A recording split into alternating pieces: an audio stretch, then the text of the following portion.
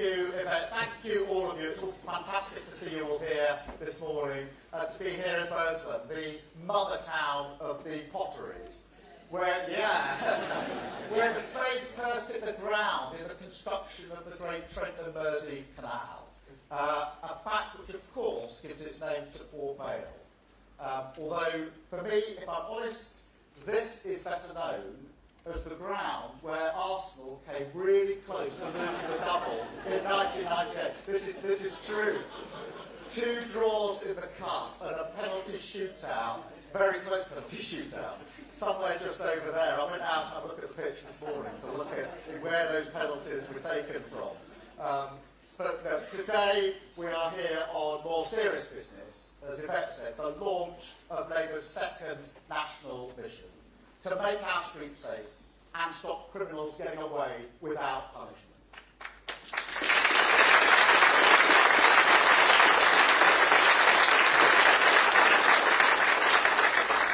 Now, if you think that sounds basic, something which should be guaranteed in a country like ours, then let me tell you, you're right. Nothing is more important, more fundamental to a democracy like ours. The rule of law is the foundation for everything. Margaret Thatcher called it the first duty of government, and she was right about that. An expression of individual liberty, our rights and responsibilities, but also justice, fairness, equality, one rule for all. That's the principle I've been proud to serve all my adult life. As a human rights lawyer, fighting for families with young children trying to escape mould-infested accommodation, or for freedom of speech in the libel case, with the police service of Northern Ireland advising them how to bring communities together to make the Good Friday Agreement work, and at the Crown Prosecution Service, as the Director of Public Prosecution, the same principle. Everyone protected, everyone respected, no one denied the law, no one above the law. Not the murderers of Stephen Lawrence, who, for a time, thought that they were. Not Al-Qaeda terrorists. Not MPs, Labour or Conservatives, gaming the expenses system to line their pockets. I prosecuted them all, and I'm proud of that. One rule for all. And that's when I found the pandemic parties in Downing Street under Boris Johnson so reprehensible. The circus of the last few days. A reminder of its total disrespect for a national sacrifice. That's why I say I'd resign if I'd broken those same rules. I just couldn't have looked the British people in the eye and asked them for their trust. Those values are too important to me. The core of my politics today. So if the Tories want to attack me for being a human rights lawyer, attack the values I've stood up for my whole life, I say, fine. That only shows how far they have fallen and how little they understand working people.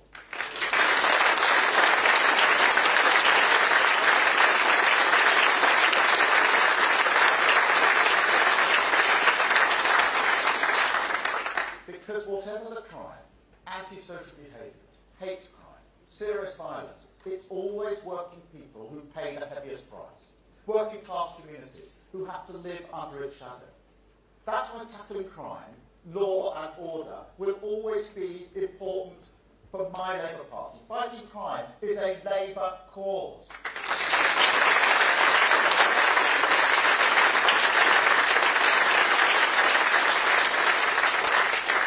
I grew up working class in a small town. I know how important it is to feel safe in your community. If you don't have a big house and a garden, the streets are where your kids play. Your community is your family, your neighbours, your eyes and ears. You have to feel a sense of trust, of confidence, of security. It's what gives you roots, a precondition of home, the firm ground you can build your aspirations on. But as somebody who's worked in criminal justice for most of my life, I also know that far too often the inequalities that still scar our society, class, race, gender, do find an expression in the very system that is supposed to protect us all without discrimination. I've talked about this before, but the case that crystallised so much for me was the murder of a nurse called Jane Clough, stabbed to death in the car park of the Blackpool hospital where she worked, killed by the man awaiting trial on multiple charges of raping her on the one morning she went to work unaccompanied. I will never forget the day her parents, John and Penny, came to my office and talked me through the awful treatment they had received from our criminal justice system. It's a moment that has shaped everything I've done since, everything I think about justice, how incomprehensible pain can only be met with practical action. But if you have the power and can do something for the powerless, you've got to roll up your sleeves, work night and day to make the changes, big and small, which can, if not put things right, then at least protect the future. That's what happened that day. As I listened to John and Penny tell me Jane's story, I knew a great injustice had been done.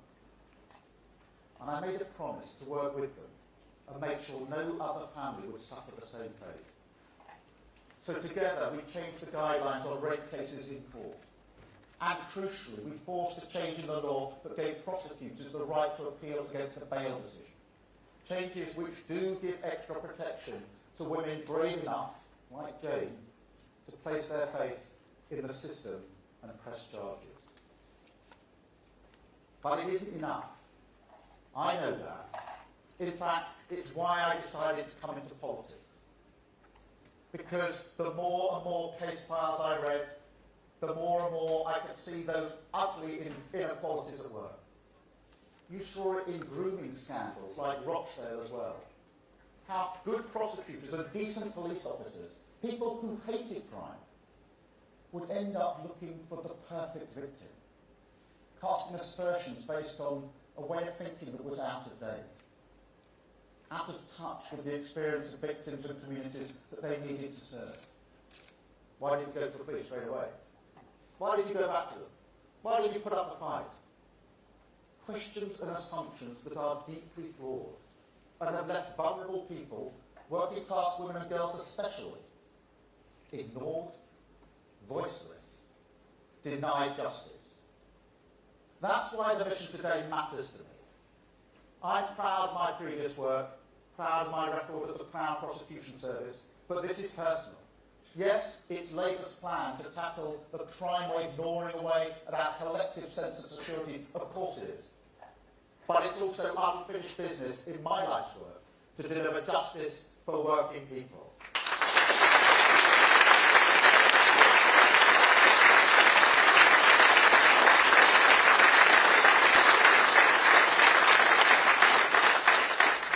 Justice which, I'm sorry to say, feels quite absent as I look around Britain now. The statistics spell it out. Serious violence rising again. Crime way too high. The charge rate, just 5%. Never lower. A recipe for impunity. An invitation for criminals to do whatever they want, swanning around our communities without consequence. And it doesn't stop there. Our courts are backward. Victims trapped in a purgatory, waiting for the justice that they deserve. Antisocial behaviour is a growing blight. Knife crime, back on the rise, and not just in the inner cities. As you know, it's increased in places like here, in the potteries as well. And then there's the crime that Jane Clough faced, that women face. Domestic violence, still rife. Sexual offences, higher than ever. Do you know, today, 300 women in Britain will be raped. But of those 300 rapes, just 3 cases will see someone charged. Do you know, I got my team to check those figures because I couldn't believe them. But this is Britain right now. Yet, from the government, silence. No urgency, no reform, no big agenda, nothing. I could say it's the usual Tory sticking plaster politics, and it is.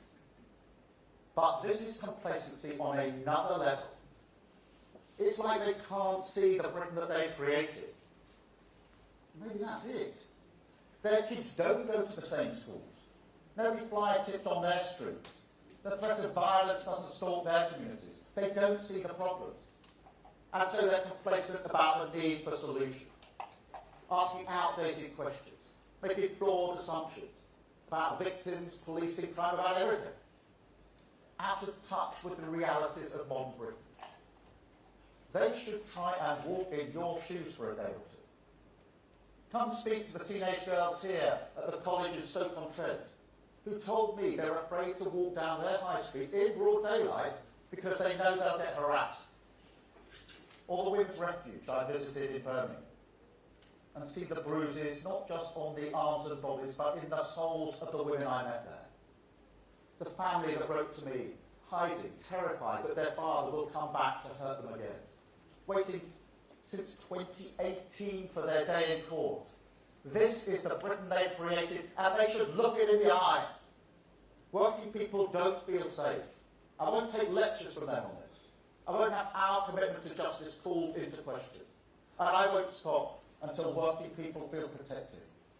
This is our mission. Labour will make Britain's streets safe.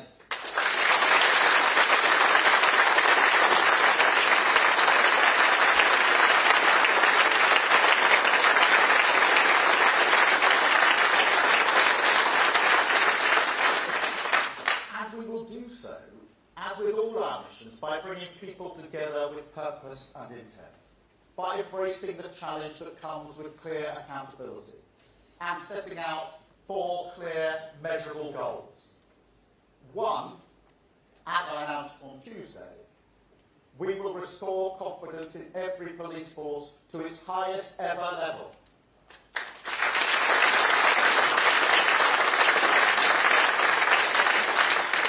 2, we will halve incidents of knife crime.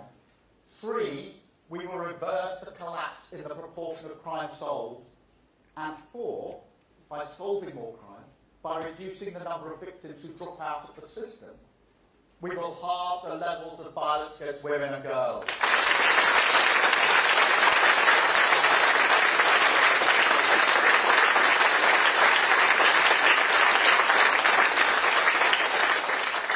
None of this will be easy, clearly. As I've always said, our mission should invite a sharp intake of breath. But after this week, nobody can doubt the scale of our ambition, nor its urgency, or, for that matter, how comprehensively the Tories have thrown in the towel. But equally, it's obvious that these targets require partnerships, not just across government, but between politics and people. It's not just about the police and criminal justice systems. It's about education, media, health, community services, online regulation. Tackling the evils our young boys are exposed to, that follow them in their pockets everywhere that they go. So yes, change has to come from all of us. It is going to be a long, hard road. But there are some steps we need to take together now. Urgent priorities that my Labour government would respond to immediately.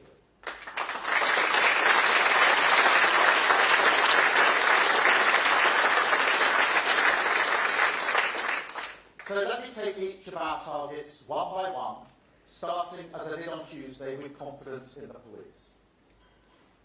Because the horror of what we've seen reported about the Metropolitan Police this week cannot be understated. I know there are good officers in the Met, as of course there are across the whole country. But the actions of that force collectively and individually have tarnished the reputation of policing everywhere. Our policing by consent model, a precious model, is now hanging by a thread. And look, the confidence levels in police across the country are on a downward trend as well. Nearly every person I meet has at least one story, an interaction with the police where something wasn't followed up, calls unanswered, opportunities to share evidence missed. So people give up. They stop bothering. Crime becomes decriminalised. Now, as Baroness Casey pointed out, austerity has had a pernicious effect. I ran the Crown Prosecution Service in the early days of austerity. I had a front row seat for the chaos, the lack of planning and vision which came with the cuts. And I accept like every public service, the police have been failed by this government. But you always must have a plan. You've got to find a way to modernise. You've got to keep up with the way crime is changing. Retain a visible presence on our streets. And there can never be any defence for the institutional failure, the racism, misogyny and homophobia that we've seen in the Met. That's why our mission will focus on confidence.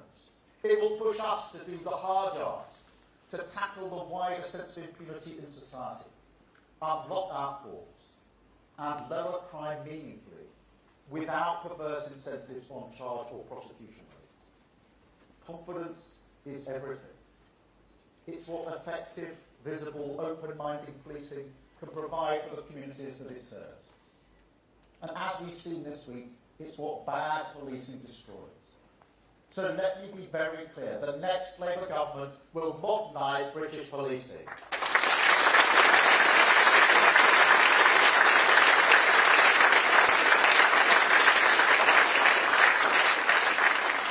We will raise standards, overhaul training, modernise misconduct and vetting procedures. We will root out institutional discrimination wherever we find it. I've seen what is possible with the police service of Northern Ireland. I had a hand in it. And that word, service, that captures what needs to be done. Policing must change, must start thinking of itself as a public service, must stand with communities, not above them, respect their values. Because if we can get Catholics to serve in Northern Ireland, integrate nationalist communities there into policing, then there can be no justification for any special pleading from the Met in London or any police force. Policing must start to serve women and minorities. No more excuses.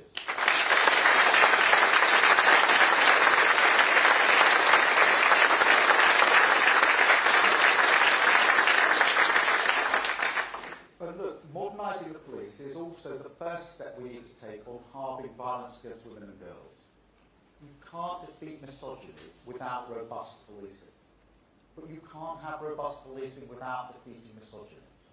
That's what modern policing looks like. What serving your community looks like.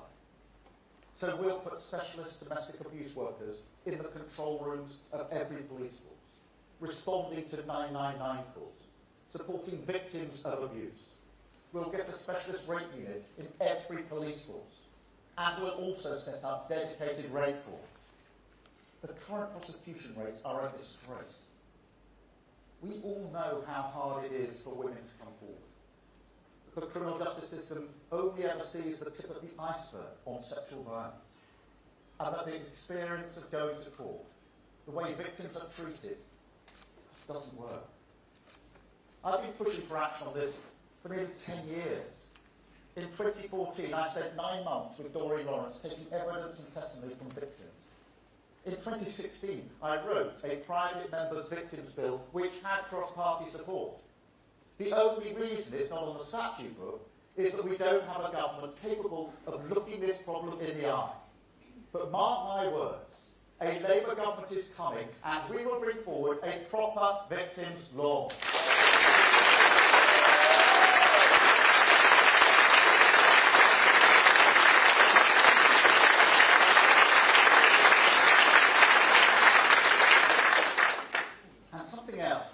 Casey made crystal clear is crucial to restoring confidence. Visible neighbourhood policing.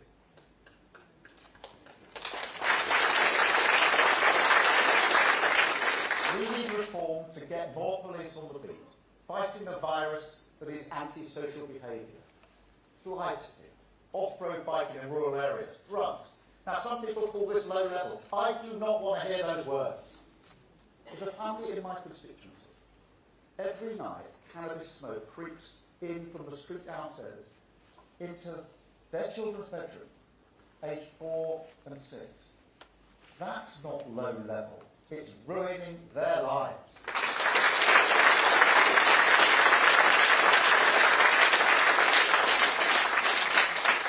So we won't pull any punches on this. Everyone protected, everyone respected. That's what justice means. And the Tories are soft on it. soft on antisocial behaviour, soft on the crime that most affects working class communities. Only Labour will protect them. We'll get 13,000 extra police on our streets, bringing new respect orders, antisocial behaviour orders with teeth, and we'll get clever with fixed penalty notices. If you want to commit vandalism or dump your rubbish on our streets, then you'd be better be prepared to clear up your mess. Because with Labour in power, that's exactly what you'll be doing. Cleaner streets are safer streets.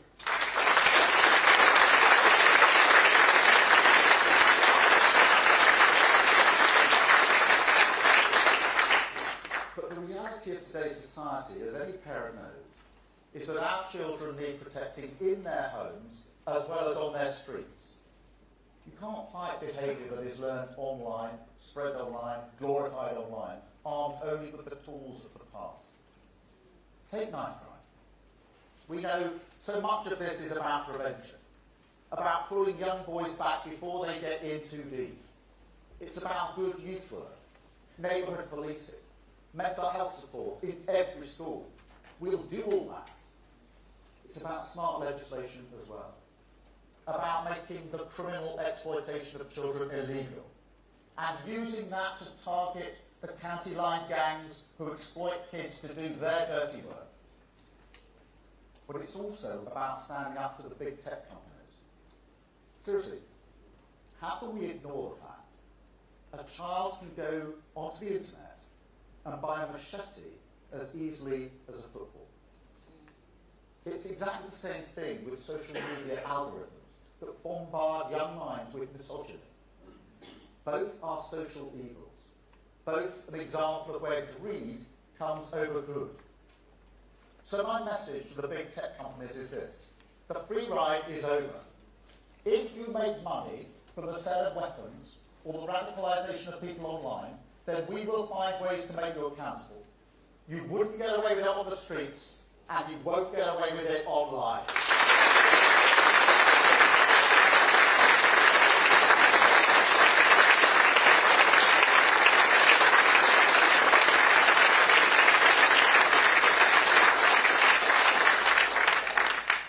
But the fight against online hate shows the scale of the challenge that we face. As I've said before about all our missions, change must come from all of us. Success depends on unlocking the pride and purpose that's in every community. This is a new way of governing, but it can be done. From my experience in Northern Ireland and elsewhere, I draw strength from the unbelievable campaigners I've met, from my friends Doreen Lawrence, the Cloughs, Mina Smallman and more. I draw inspiration. And from the people of this country, communities like this, I draw belief. Change can happen, and it can happen quickly. People forget, it was only in the 1980s when the physical punishment of children in schools was banned, and a huge cultural change has followed.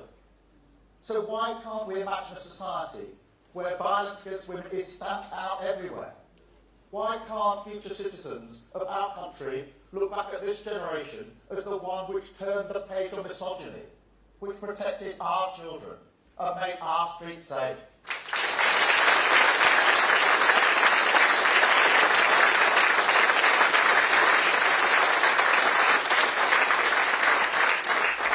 I promise you this. If we pull together, we can do this. And I will give it everything. Because this mission, crime and justice, is my life's work. I've made it central to my Labour Party because it's central to the lives of working people, for the confidence they need in their community, to push on and hope for a better future, the foundation for a better Britain, where working people succeed, aspiration is rewarded, children are protected and crime is punished. A Britain where families once again feel safe on their streets. The basis for a country that gets its hope, its future and its confidence back. Thank you very much.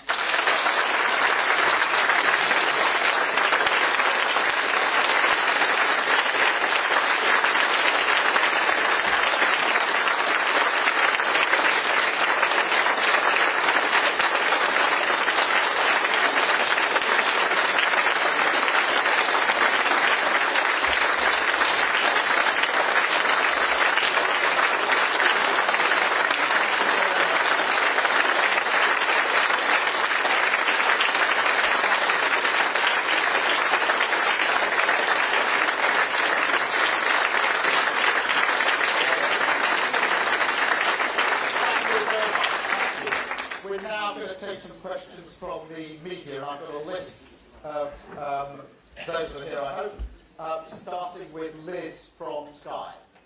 Liz. Hello, yes, thank you very much. The first thing I would like to ask you about is your tax return. We saw the Prime Minister's yesterday. When are we going to see yours?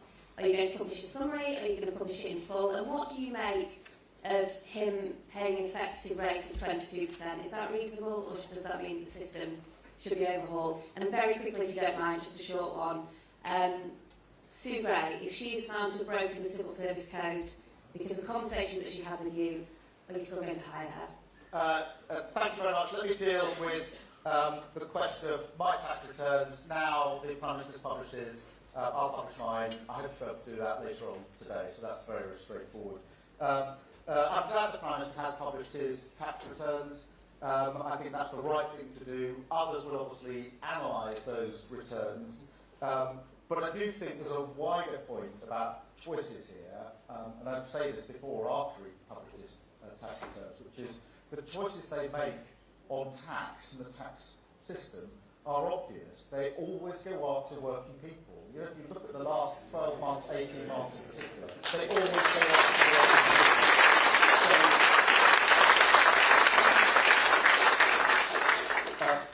In relation to Sue Gray, I don't have a shadow of doubt that she's acted properly in everything that she has done. Thank you very much, Liz. I think we go next to Charlotte at LBC. Hello, Charlotte from LBC here. I know you spoke about police recruitment before, but we've seen police federations and the Metropolitan Police Commissioner, Sir Mark Rowley, warn about staff retention. Yes, staff are being recruited, but their inexperience and training is difficult without funding and adequate resources. Would you give the police a pay rise? Can you talk some more about how you would halve incidents of knife crime we've seen in Northern England, as well as a recent spate of fatal knife incidents involving teenagers? Would you put police officers on the school gates to tackle this?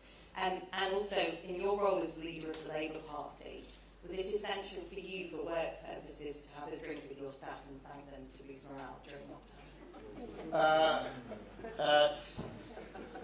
Thank you. We are breaking the habit, one question per not just two, but three. Just on the question of, retention is a very serious issue, and has to be taken seriously. It's why what Louise Casey said was so important, and I was very struck by the fact that quite a lot of the evidence that she collected was actually from police officers themselves, a cry, if you like, from them for the change that they need. And obviously, whatever we do in relation to public sector pay will be fully costed and set out before we go into the election. But what I would say on that, and I think Louise Casey made this point, which is if you look at some of the examples that are listed of the behaviour that she criticises in the report, I think you'd be very hard-pressed to say that's got to do with pay. That's to do with culture, behaviour, attitudes and leadership. And for my part, far too often with reports like this, we try to find, as it were, a quick and easy answer without doing the hard yards of the change that's desperately needed. That will take leadership, it will require an iron will. So far as fatal knife incidents are concerned, obviously this is central to our mission. Knife crime is pernicious. Knife crime causes awful impacts on victims and their families. And it causes young people to feel unsafe in their own streets, whether or not they're actually subject to an incident of knife crime. So this is at the heart of youth safety. I do think more work needs to be done in and around schools. I do think more work needs to be done on our streets. That's why our commitment to 13,000 more officers actually in our communities, working on a neighbourhood basis, is so, so important. And also why our commitment to tackle the acquisition of knives online is so important. It should not be possible for a young person to get a knife as easily as they get a football online. In relation to, I'm not going to comment overly on the evidence that the former Prime Minister gave yesterday. There's been plenty of commentary already. But all I can say is we did not have leaving parties, and the committee must now be left to decide for itself what it makes of the evidence that he has given them. Thank you very much. Sophie from the Mirror. Hi, so my question's on crime prevention. In 2021, 6 children were stabbed to death in Croydon. all of the perpetrators and victims involved had been excluded from school. Of the prison population, 42% were expelled or permanently excluded from school. If Labour is serious about tackling the causes of crime, will you commit to banning school exclusions except for the most extreme circumstances? Well, Sophie, thank you for raising this, because I've obviously been looking at this for a very, very long time.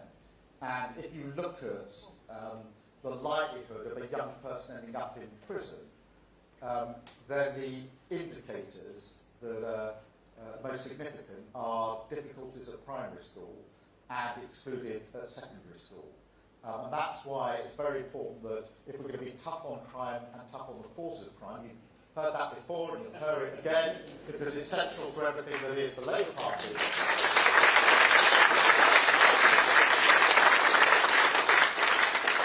By the way, that's not me just picking up on a phrase that we've used before, tough on crime, tough on the causes of crime, but it's something I've been living for decades in my own personal and professional life. But if you're going to do that, you have to put your prevention into your schools.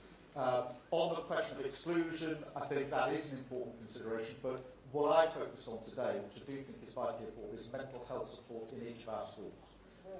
There are, young people who clearly need support in our schools, mental health support, and they're not getting it. And I think that needs to be in every school. So thank you very much for that, Sophie. I've got Richard, please, from the Stoke Sentinel. Richard. Hi. Jonathan Gullis, the Tory Member of Parliament. As you know. He caused a bit of infamy not so long ago, describing people who fly tip, carry out antisocial behaviour, do drugs in alleyways, that kind of thing. He described them as scumbags, scroats, and such like. Do you agree? And linked to that, there's a feeling in this area that Boris Johnson's kind of personal appeal is something that won the three Tory members of Parliament in Stoke-on-Trent their seats at the last election. Does your personal appeal carry through with voters in the same way? And do you feel that will you be relying on kind of voters not being as enamoured with Rishi Sunak perhaps who are Boris Johnson in order to win those seats? Well, look, in relation to the second part of your question, there's a very quick way to find out. We've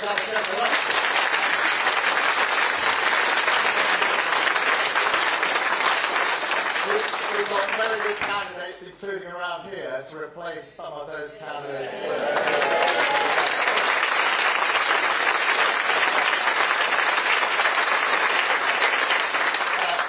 On your point about antisocial behaviour and the comments, Jonathan, firstly, antisocial behaviour is really serious, and fly tipping is really serious. But I don't think, I wouldn't use language like that. I don't think that's appropriate language to use. But also, more deeply, I think he's just wrong to use language and not action. I think anybody in his...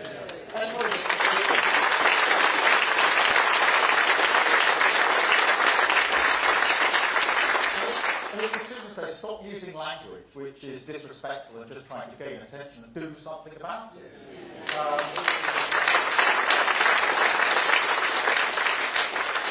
And that's why what we announced today is so important in relation to effective action and sanctions with teeth. That means that if you fly it under a Labour government, you'll be clearing it up, and that's what should be happening. And I'm afraid after 13 years, to hear Tory MPs going around saying things are pretty awful around here is a bit rich.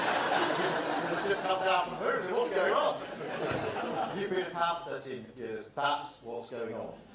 Thank you, Richard. Chloe at the eye. Chloe. Thank you. You said that you don't think it's the right time to disband the Met, but are there any circumstances in which you could see yourself overhauling the structure of the force? And just on violence against women, what would you do to actually tackle the culture behind the violence and sexual crimes? On the structure,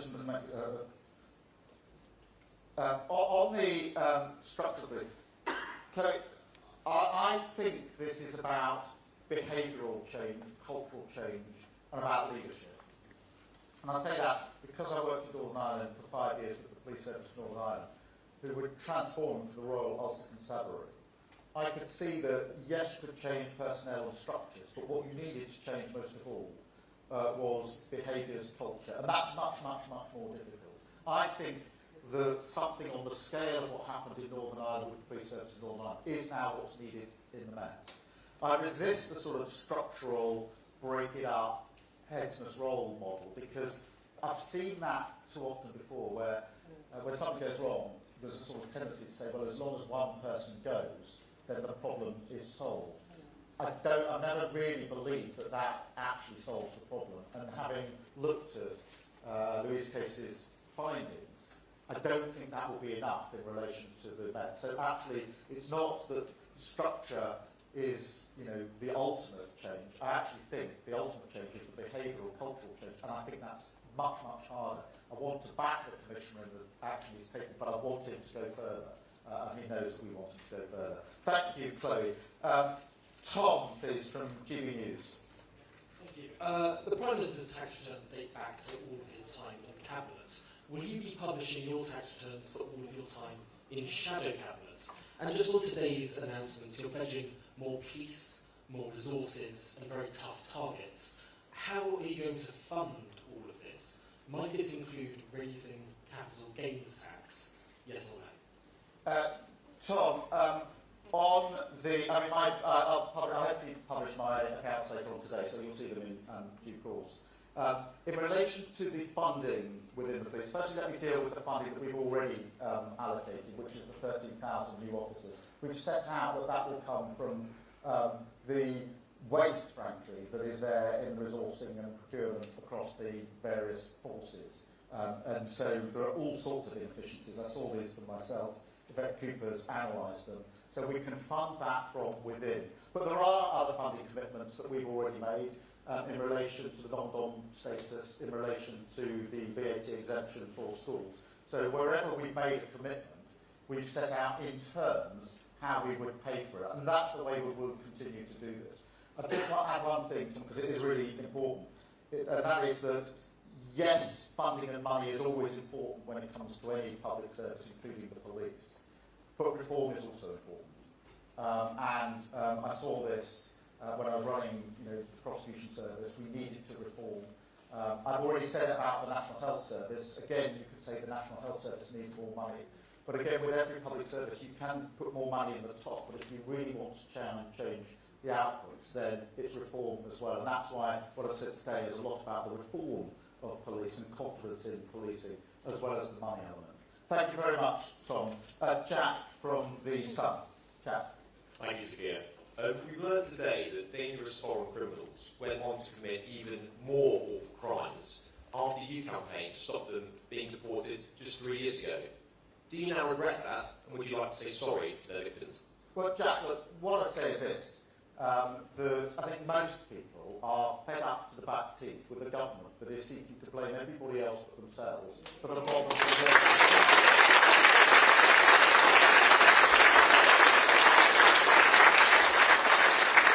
If there's a problem with confidence in policing, and there is, then ask ourselves who broke it.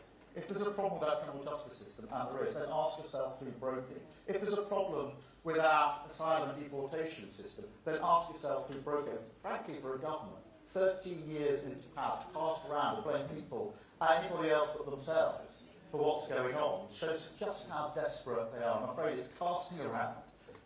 You can't blame the opposition for the government's failures. I'm sorry about that, but it is a real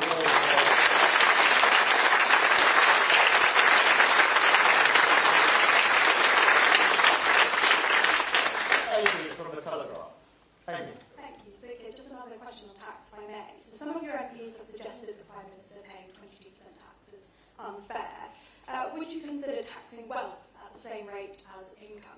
And then secondly, how would you respond to claims that your pension arrangements are hypocritical? And how would you defend holding a pension pot that is exempt from the lifetime tax-free cap you are seeking to impose on others?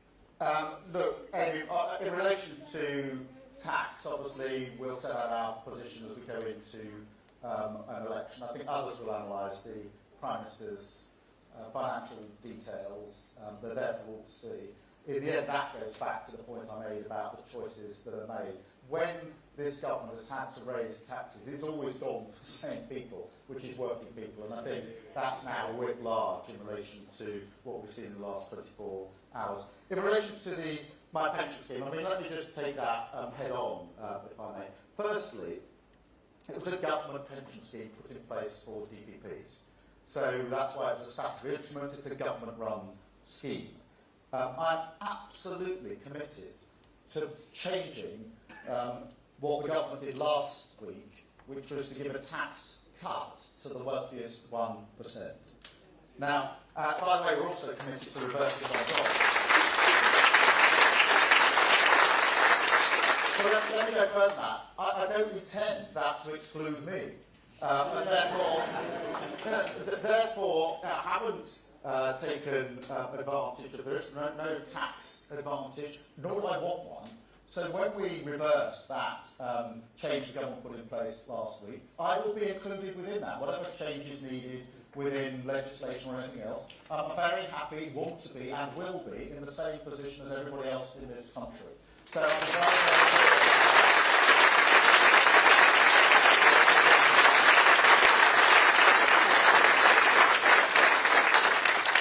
I'm Michael from the Express. Michael. Thank you, Mr. Keir. On attitudes within the Crown Prosecution Service, do you think prosecutors are willing to take on enough cases? Do you think they should be trying to prosecute more rapists? Look, I know how hard prosecutors work and the police work, and this is difficult work. I do want to see the charge rate go up in relation to prosecutions for violence against women and girls. I was shocked, I think everybody should be shocked, to learn that the charge rate for reported rapes is 1.6%. Over 98% don't go to court. 98% of rapists don't go to court. Reported cases. So do I want to drive that up? You bet I do. Absolutely bet I do. And that's why I've got brilliant people on my front bench and shadow cabinet will work with me in government to make sure we drive that rate up. It cannot be right that over 98% of rapists are never put before a court. And I don't care what else the government says. That is a shameful record. And they should be rolling up their sleeves and doing something about it instead of casting around as they always do, saying it's somebody else's fault, everything is okay. Yes, the answer is we will drive that rate up. It is central to what we want to do, which is to halve the incidence of violence against women and girls. Thank you so much for raising that.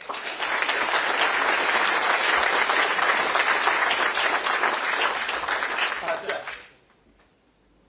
Hi there. If someone you loved was assaulted in London, would you feel confident that when they reported it to Metropolitan Police that they would get the best possible recourse to justice? Because Louise Casey says no, and I wonder if you agree with her. And secondly, there's some news out today about the College of Policing and their advice on charging, that potentially those who are charged or arrested shouldn't be named, or it should be optional for police forces to name them. Obviously, with the case of David Carrick, the naming of him was one of the things that prompted a lot of victims to come forward. So do you have concerns about that? Well, look, Jess, nobody reading the Casey report would be other than concerned about what is illuminated in her report. But I do get asked this question. Would I advise my friends, in due course, a bit younger than my children, to go to Metropolitan Police if something happened to them? And the answer to that is yes, I would. I absolutely would. And I think it's very important that I say that. There are very good officers in the Met, and I would want my children and my friends to have the confidence to go forward and report. And I say that without any ambiguity at all. On the separate issue of naming those that are charged, the answer is it's complicated. And I don't shy away from this. There are very good reasons why you shouldn't in a number of cases, and that's the norm. But there are too many examples where a perpetrator has not faced justice or faced full justice because there hasn't been any naming. And we've seen a number of cases where once it's clear an individual has been identified, other people come forward. It's got to be a judgment call. It is very difficult. You could almost bet that whatever the judgment call is, people will criticise it. But I'm afraid I don't agree with a blanket rule either way. I do think there's got to be flexibility, and I think if we don't have that, we will actually have a system that doesn't work as well as it could. Thank you, Jess. I've got Ryan from Mail. Thank you very much. Just to follow up on the question from my colleague at The Sun, you say today you want to stop criminals getting away without punishment, but how can people take you seriously with your history of having a campaign to prevent dangerous criminals from being deported, who then go on to commit further offences, violent offences? And secondly, could I just ask, please, are you still committed to updating the Gender Recognition Act to allow self-identification for trans people? Thank you. Ryan, how can anybody... look, people can have confidence in me taking crime seriously and prosecuting and convicting criminals, because I did it for a living. For 5 years, I headed up the Crown Prosecution Service, 7,000 staff across England and Wales with 100 offices, prosecuting the best part of 1 million cases year on year on year on year. And that included rape and counter-terrorism, people smuggling, drugs, you name it, along with some of the issues like antisocial behaviour, theft and burglary as well. So, Ryan, I say, and that's what I said in my speech, I'm proud of my record. I devoted 5 years of my life to prosecuting criminals. I worked with the police service in Northern Ireland, not directly prosecuting criminals, but to ensure that they had the confidence of their communities that they could fight crime as well. So there's a decade of work. Countless rapists were prosecuted under my watch. Countless terrorists were prosecuted under my watch. So I stand on my record. I stand proudly on my record. Ryan, the second part of your question was, I'm sorry, I just... yeah, look, I mean, I think that... Services who often find themselves in a thankless position, probation services, social services, and acute mental health, mental health community services. We've got a shocking lack of critical care mental health beds out there. Will there be more resources for those people who often find themselves criticised in the reports after cases like Arthur Lavina and Judith's death, but with nothing further done, no more money, difficulty in retaining good staff, and all the problems that go with it?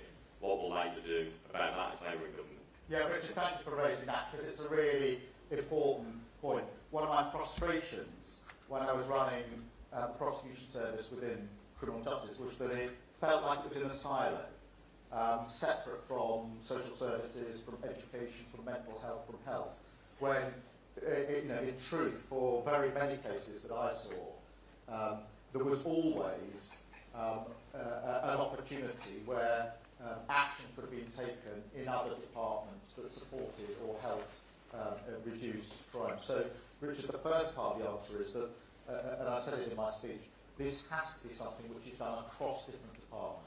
This cannot be done in one place. There is a mental health, a school and an education element to so many of the offences that come before our courts and end up in our prison. We need to acknowledge that. That's why we want to be very tough on criminals getting caught, tough on criminals being charged, tough on criminals going to prison and having tough sentences, but equally tough on the work that needs to be done in our communities, in our schools, in our education, in our mental health, to prevent and protect in the first place. Now, that isn't, Richard, all about budgets. I'm not going to set out budgets now. I'm obviously aware of the pressure that there is down on all of those departments. It is a different way of working, and we need to break out of the way that this has been operating for a very long time now. Thank you, Richard. Thank you all very much indeed. Thank you.